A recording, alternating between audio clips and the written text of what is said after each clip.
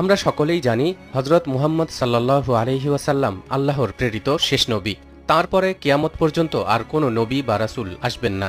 এ কারণেই পৃথিবীর শেষ দিন পর্যন্ত প্রয়োজনীয় সব ধরনের বিধিবিধান নবীজি সাল্লাল্লাহু আলাইহি ওয়াসাল্লাম বর্ণনা করে গেছেন। এমনকি তিনি এমন কিছু ভবিষ্যৎবাণীও করেছেন যা একের পর এক সত্য বলে প্রমাণিত হয়েছে, হচ্ছে এবং কিয়ামত পর্যন্ত হতে থাকবে। রাসূলুল্লাহ সাল্লাল্লাহু আলাইহি ওয়াসাল্লামের বেশ কিছু হাদিসে চলমান ইরান ইসরায়েল যুদ্ধ, ফিলিস্তিন ও আল আকসার নিয়ন্ত্রণ এবং ইহুদি ও মুসলমানদের চূড়ান্ত লড়াইয়ের ফলাফলের কথা গুরুত্বের সাথে স্থান পেয়েছে। প্রিয় দর্শক, আজ আমরা সেসব হাদিস নিয়েই কথা বলবো, সঙ্গেই থাকুন। বর্তমানে সারা বিশ্বের মুসলমানদের উপর কাফেরদের নির্যাতনের মাত্রা দিন দিন বেড়েই চলেছে। ইহুদি খ্রিস্টানরা সকলে একজোট হয়ে একের পর এক মুসলিম দেশে আক্রমণ করছে। এর মধ্যে বছরের পর বছর ধরে ফিলিস্তিনে হামলা, ভূমি অধিগ্রহণ ও জোরপূর্বক আল আকসা মসজিদের নিয়ন্ত্রণ নিয়ে রেখেছে ইহুদিবাদী রাষ্ট্র ইসরায়েল। তবে হাদিসের ভবিষ্যৎবাণী অনুযায়ী আল আকসা ও ফিলিস্তিন আবারও একদিন পুনরুদ্ধার করবে মুসলমানদের এক বিশেষ বাহিনী। আবু হুরাইরা রাদিয়াল্লাহু তাআলা আনহু থেকে বর্ণিত, তিনি বলেন, রাসূলুল্লাহ সাল্লাল্লাহু আলাইহি ওয়াসাল্লাম বলেছেন, খোরাসানের দিক হতে কালো পতাকাবাহী একদল লোক আবির্ভূত হবে ইমাম মাহদীর সমর্থনে। অবশেষে তারা তাদের পতাকাগুলোতে ইলিয়াতে অর্থাৎ বাইতুল মুকাদ্দাসে স্থাপন করবে এবং কোনো কিছুই তা থেকে তাদেরকে ফেরাতে পারবে না। এই হাদিস থেকে স্পষ্ট বোঝা যায় সে সময় আল আকসা মসজিদ মুসলমানদের দখলে থাকবে না, বরং অন্য কোনো গোষ্ঠীর হাতে থাকবে এর নিয়ন্ত্রণ।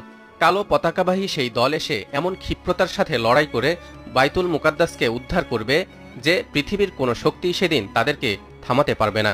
অর্থাৎ ইহুদিরা সেদিন পরাজিত হবে এই কালো পতাকাধারী বাহিনীর কাছেই।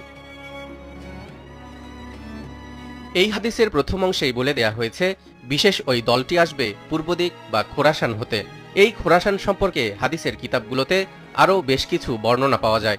যেমন সাওবান রাদিয়াল্লাহু তাআলা আনহু হতে বর্ণিত, তিনি বলেন, রাসূলুল্লাহ সাল্লাল্লাহু আলাইহি ওয়াসাল্লাম বলেছেন, যখন তোমরা খোরাসানের দিক থেকে কালো পতাকাবাহী সৈন্য আসতে দেখবে তখন তাদেরকে অভ্যর্থনা জানাবে, কেননা তার মাঝে আল্লাহর খলিফা মাহদী থাকবেন।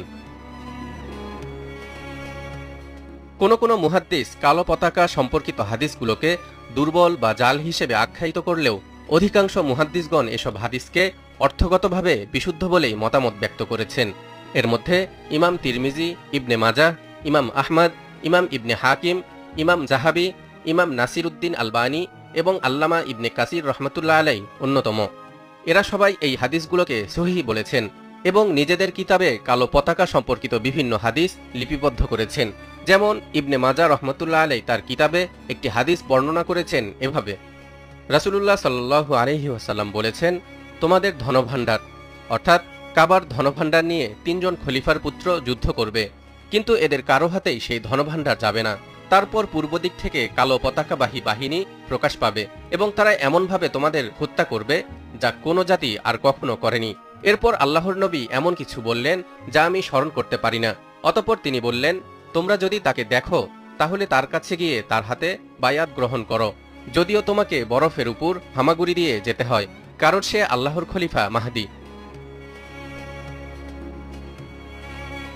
হাদিসে বর্ণিত সেই খোরাসান বলতে আসলে পৃথিবীর কোন অঞ্চলকে বোঝানো হয়েছে? দর্শক, খোরাসান হল মধ্য এশিয়ার একটি ঐতিহাসিক অঞ্চল।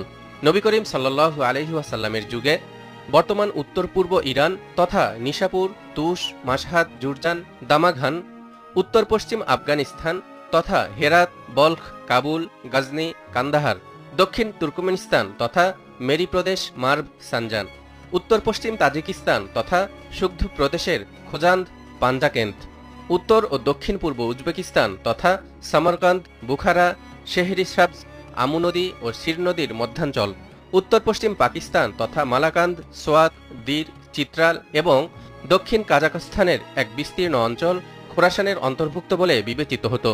তবে বর্তমানে খোরাসান অঞ্চল ইরানের 3টি আলাদা প্রদেশে বিভক্ত: খোরাসানে রেজাভি, খোরাসানে জনুবি, খোরাসানে সোমালি। এটি এমন একটি ঐতিহাসিক ও প্রাচীন অঞ্চল যা ইসলামের প্রথম যুগে ও মধ্যযুগে অনেক গুরুত্বপূর্ণ ভূমিকা পালন করেছে। একসময় এটি পারস্য সাম্রাজ্যের গুরুত্বপূর্ণ অংশ ছিল এবং ইসলামের স্বর্ণযুগে জ্ঞান, বিজ্ঞান ও সাহিত্য চর্চার অন্যতম কেন্দ্র হিসেবে বিবেচিত হতো। এসব এলাকায় বহু বিখ্যাত মুসলিম বিজ্ঞানী ও চিন্তাবিদ জন্মগ্রহণ করেছেন। খোরাসান ইসলামের ইতিহাসে যেমন গুরুত্বপূর্ণ, তেমনি বর্তমানের ভূরাজনীতিতেও একটি নীতি নির্ধারক শক্তি।